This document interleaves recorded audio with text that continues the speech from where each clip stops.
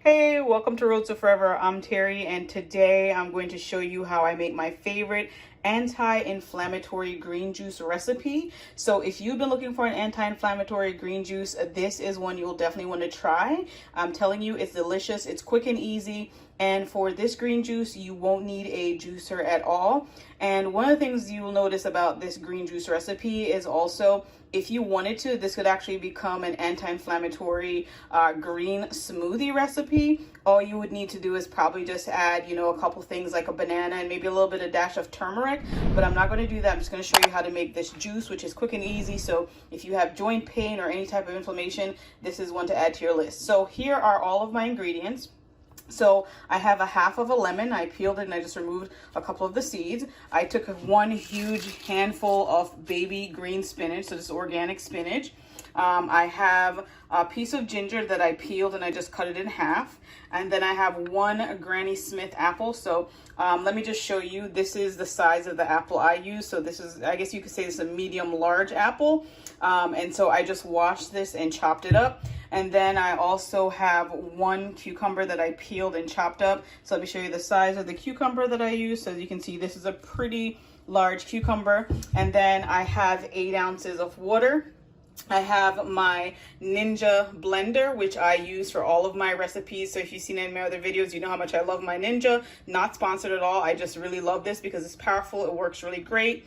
And then here I have a nut milk bag. So since you're going to be making this juice without a juicer, you will need a nut milk bag or a cheesecloth. So I'll make sure to link everything in the description box down below that I'm using. You will also need some celery. So I just took a couple stalks and I just washed them and broke them in half.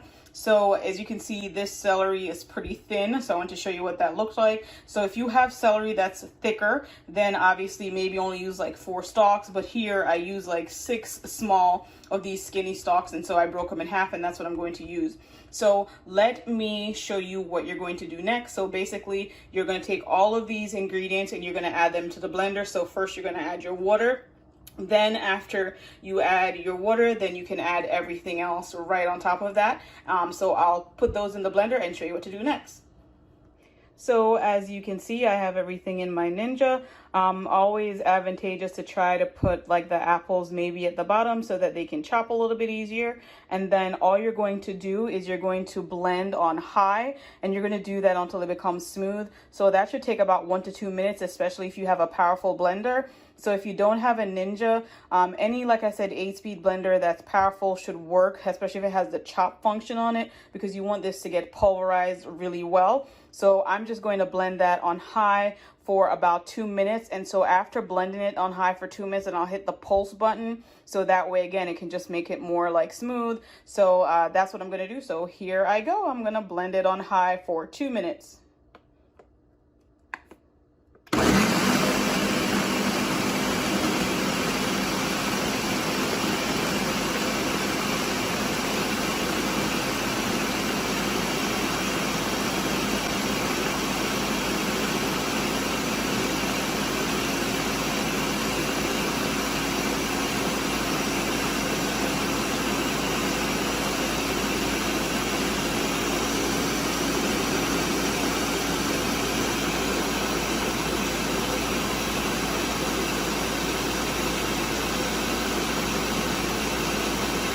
All right, guys, so here's my blended product. Look at how nice and beautiful and green that is. It's right in my sink, still in the blender.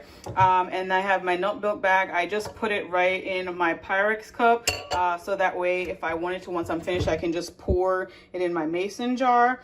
And the reason why I have this glass bowl here is because sometimes I spill. And so if I spill any, then at least I'll have that remnant in here and I can just add that to my mason jar, because what's the point of wasting all this good juice if you just made it, right? So that's why I have this glass Pyrex measuring cup within the glass bowl itself. So all I'm going to do is I'm just going to take this and I'm going to pour it right into my nut milk bag, and then let me show you exactly how I do that.